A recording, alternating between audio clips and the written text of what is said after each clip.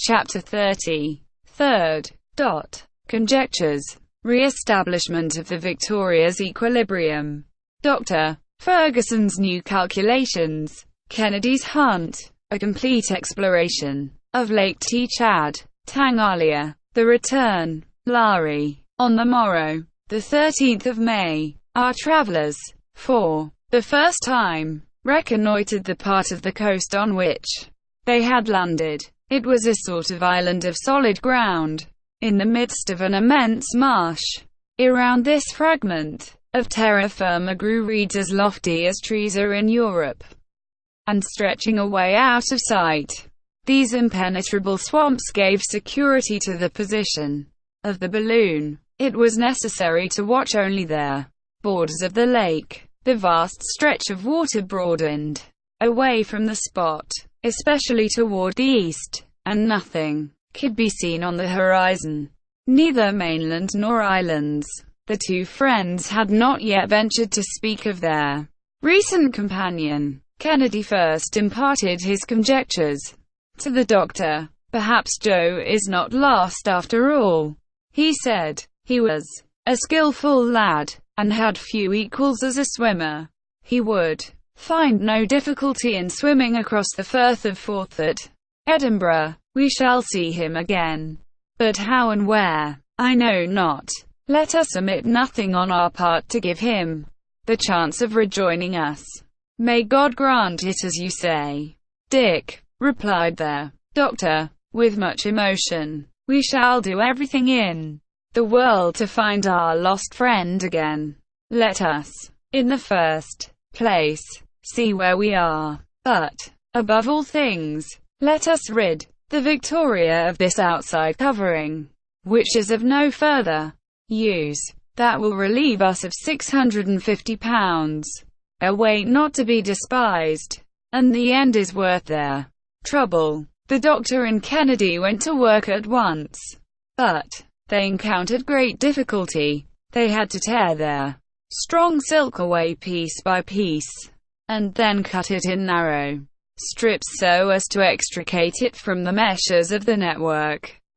The tear made by the beaks of the condors was found to be several feet in length. This operation took at least 4 hours, but at length, the inner balloon, once completely extricated, did not appear to have suffered in the least degree. The Victoria was thus diminished in size by 1/5, and this difference was sufficiently noticeable to excite Kennedy's surprise. "Will it be large enough?" he asked. "Have no fears on that score. I will re-establish the equilibrium, and should our poor Joe return, we shall find a way to start off with him again on our old route at the moment of our fall. Unless I am mistaken, we're not far from an island."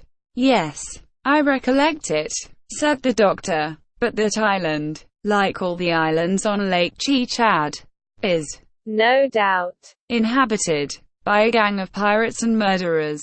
They certainly witnessed our misfortune, and should Joe fall into their hands, what will become of him unless protected by their superstitions? Oh, he's just the lad to get safely out of the scrape. I repeat, I have great confidence in his shrewdness and skill." "I hope so. Now, Dick, you may go and hunt in their neighborhood, but don't get far away whatever you do. It has become a pressing necessity for us to renew our stock of provisions, since we had to sacrifice nearly all the old lot." "Very good, Doctor. I shall not be long absent." Hereupon, Kennedy took a double-barreled fowling piece, and strode through the long grass toward a thicket, not far off, where the frequent sound of shooting soon let the doctor know that the sportsman was making a good use of his time. Meanwhile, Ferguson was engaged in calculating the relative weight of the articles still left in the car, and in establishing the equipoise of the second balloon. He found that there were still left some 30 pounds of pemmican, a supply of tea and coffee, about 1.5 gallons of brandy, and 1 empty water tank. All the dried meat had disappeared. The doctor was aware that, by the loss of the hydrogen in the first balloon, the ascensional force at his disposal was now reduced to about 900 pounds. He, therefore, had to count upon this difference in order to rearrange his equilibrium. The new balloon measured 67,000 cubic feet, and contained 33,480 feet of gas. The dilating apparatus appeared to be in good condition, and neither the battery nor the spiral had been injured.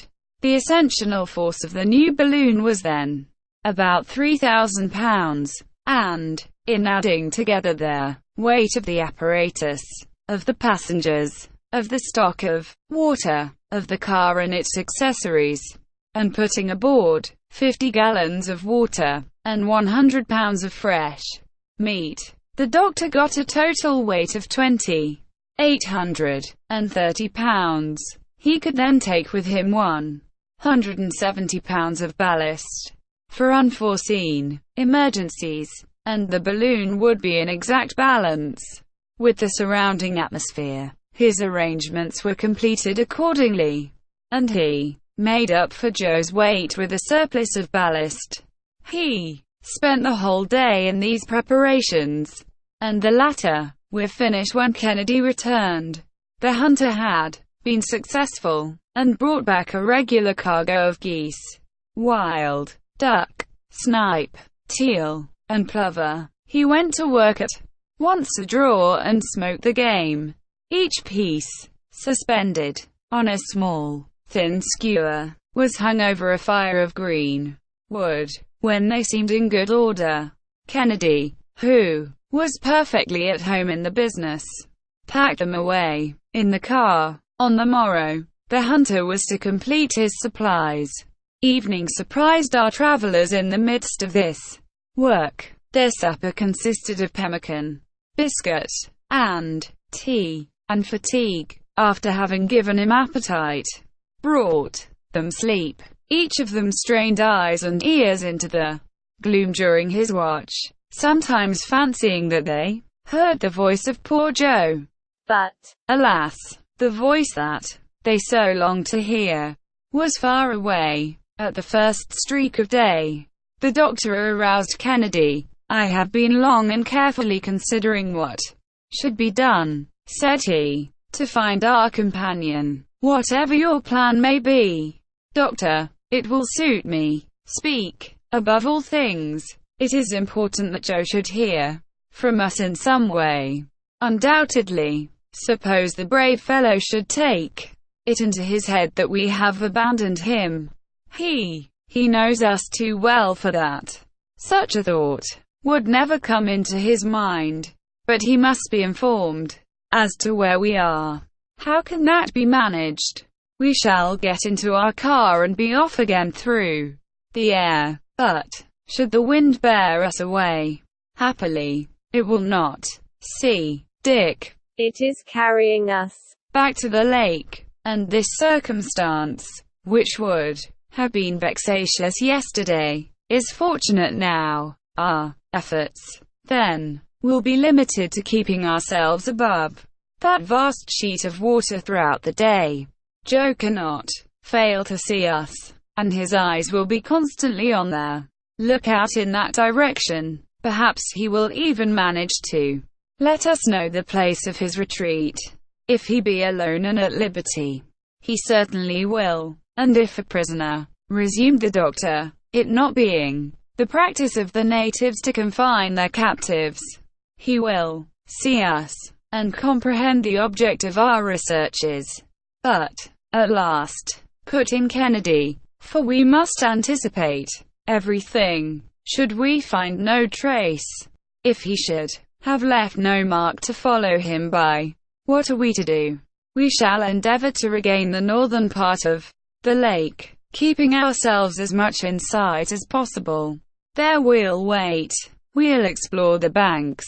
We'll search the water's edge, for Joe will assuredly try to reach the shore, and we will not leave the country without having done everything to find him.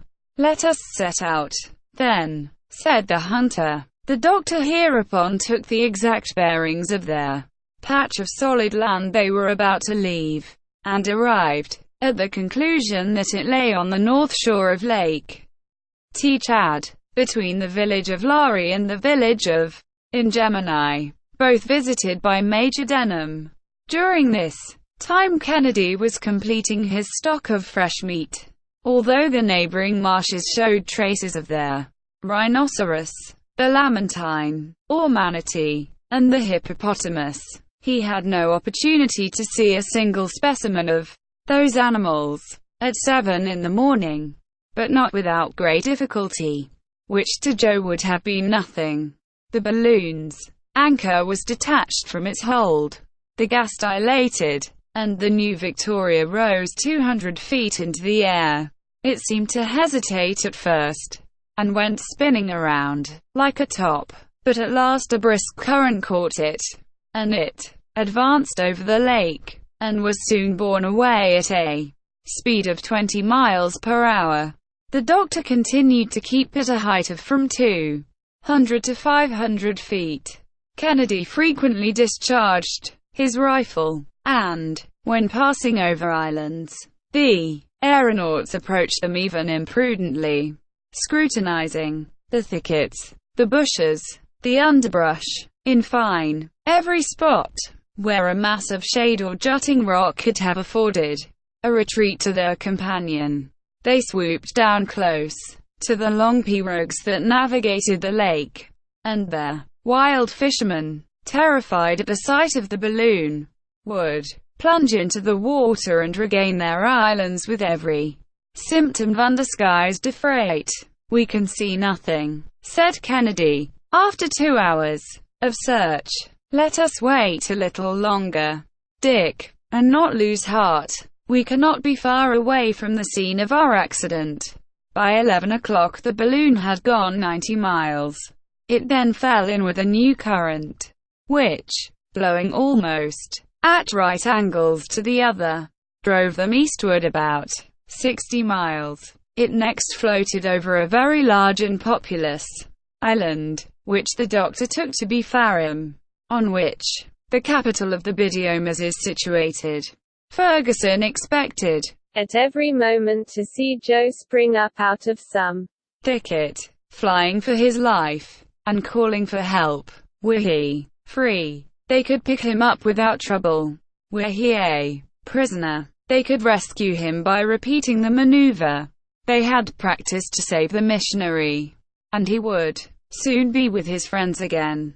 But nothing was seen, not a sound was heard. The case seemed desperate. About 2:30 o'clock, the Victoria hove in sight of Tangalia, a village situated on the eastern shore of Lake Tchad, where it marks the extreme point attained by Denham at the period of his exploration. The doctor became uneasy at this persistent setting of the wind in that direction, for he felt that he was being thrown back to the eastward, toward the center of Africa, and the interminable deserts of that region. "We must absolutely come to a halt," said he, "and, even a light, for Joe's sake, particularly. We ought to go back to the lake. But, to begin with, let us endeavor to find an opposite current." During more than an hour he searched at different altitudes. The balloon always came back toward the mainland, but at length, at the height of 1,000 feet, a very violent breeze swept to the northwestward.